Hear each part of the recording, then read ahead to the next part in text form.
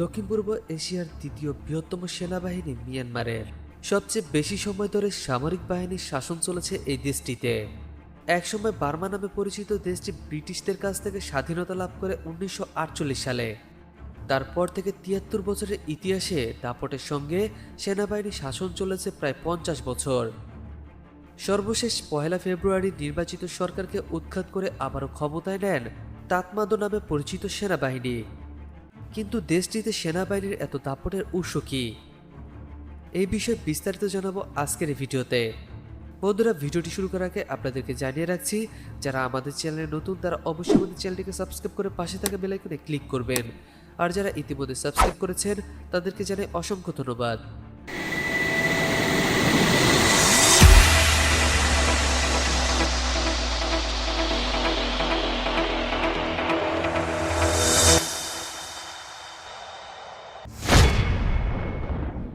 Myanmar পর্যবেক্ষকদের মতে দেশটির রাজনৈতিক, রাষ্ট্রীয় প্রতিষ্ঠান বা অন্য কোনো ক্ষেত্রে সামরিক বাহিনীর বিশাল প্রভাবের পেছনে ঐতিহাসিক কারণ রয়েছে। স্বাধীনতার জন্য ব্রিটিশদের বিরুদ্ধে আন্দোলনের নেতৃত্ব দিয়েছিলেন জেনারেল অং সান। তাকে সামরিক বাহিনীর প্রতিষ্ঠাতা হিসেবেও বিবেচনা করা হয়। স্বাধীনতা লাভের 6 মাস আগে প্রতিপক্ষের হাতে খুন হন অং সান। তবে স্বাধীনতা লাভের পর থেকেই বার্মার জনগণ সেনাবাহিনীকে শ্রদ্ধার চোখে দেখত, তাদের দেশের রক্ষাকারী মনে করত। আবার স্বাধীনতার পর মিয়ানমারের বিভিন্ন জাতিগোষ্ঠীর মধ্যে সংঘাত শুরু হয়। ফলে সেনাবাহিনী দাবি করে দেশটিকে ঐক্যবদ্ধভাবে টিকিয়ে রাখার ক্ষেত্রে সামরিক বাহিনীর ভূমিকা রেখেছে, না হয় এটি ভেঙে টুকরো টুকরো হয়ে যেত। স্বাধীনতার পর নানা সমস্যায় পড়ে পরিস্থিতি সামাল দিতে প্রধানমন্ত্রী উনু সেনাবাহিনীকে একটি তত্ত্বাবধায়ক সরকার গঠনের আমন্ত্রণ জানান। ফলে সেনাবাহিনীর প্রভাব আরও বেড়ে যায়। ঘটনা পরম্পরায় ক্ষমতা দখল নিয়ে প্রায় 50 বছর তা ধরে রাখে। মিয়ানমারের সর্বশেষ সংবিধান অনুযায়ী দেশটির সেনাপ্রধান নিজেই নিজের বস। তিনি কারো কাছে জবাবদিহিতা করতে বাধ্য নন। মিয়ানমারের সেনাবাহিনীকে যদি দেশটির নিয়ন্ত্রণ ও আন্তর্জাতিক সম্মান দুইটির একটি বেছে নিতে বলা হয়, তবে তারা দেশের নিয়ন্ত্রণই বেছে নেবে। সেনাবাহিনী বেসামরিক রাজনীতিবিদদের হাতে ক্ষমতা পুরোপুরি ছেড়ে দিতে মোটেও রাজি নন। তারা যতটুকু ছাড় দিতে চায় 2008 সালের সংবিধানের মাধ্যমে দিয়েছে, এর বেশি ছাড় তারা দেবে না। ওই সংবিধানের সংসদের 1/4 আসন সেনাবাহিনীর জন্য বরাদ্দ।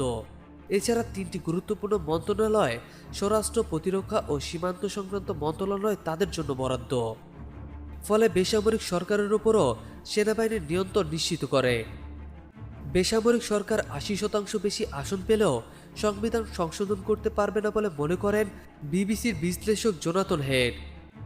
কারণ সংবিধান সংশোধন করতে হলে সংসদে 75% সদস্যের সমর্থন দরকার, অথচ সেনাবাহিনী সংসদ সদস্যের 25% নিয়ন্ত্রণকারী। স্বাধীনতার 6 বছর আগে বার্মিজ সেনাবাহিনী প্রতিষ্ঠিত হয়। দেশটির স্বাধীনতা সংগ্রামের নেতৃত্ব ছিলেন সেনাবাহিনী। ফলে অফিসার ও সৈন্যদের মধ্যে রাজনৈতিক মনোভাব শুরু থেকে ছিল। তারা সবসময় মনে করত যে দেশে থাকা সম্পদ দিয়ে সমস্যার সমাধান করা যাবে। ফলে আন্তর্জাতিক ভাবমূর্তি নিয়ে সামরিক জান্তারা খুব একটা মাথা ঘামায়নি। একই সঙ্গে দেশের রাজনৈতিক শক্তি গড়ে উঠতেও দেয়নি সেনাবাহিনী। দেশটির মোট বাজেটের 14% ব্যয় হতো সামরিক খাতে। রাজনীতি এবং রাষ্ট্রের বিভিন্ন প্রতিষ্ঠানের পাশাপাশি বেসামরিক খাতের অর্থনীতি ও সেনাবাহিনীর নিয়ন্ত্রণে। মিয়ানমারের সঙ্গে জাপান, ভারতের সম্পর্ক বরাবরই ভালো ছিল। সামরিক শাসনও তাতে বাধা হতে পারেনি। তবে চীনের সঙ্গে সম্পর্কটা কিছু শিথিল থাকলেও 1988 সাল থেকে পরিস্থিতি পরিবর্তন হয়। চীন মিয়ানমারের সামরিক সরকারকে স্বীকৃতি দেয় 1988 সালে। তখন থেকে দুইটি দেশের মধ্যে ঘনিষ্ঠ সম্পর্ক তৈরি হয়। সর্বশেষ অভ্যুত্থানের পর চীন পররাষ্ট্র মন্ত্রণালয় বিবৃতি দেয় যে চীন সবসময় সার্বভৌম জাতীয় মর্যাদা, বৈধ অধিকার ও স্বার্থকে সমর্থন দিয়ে যাবে।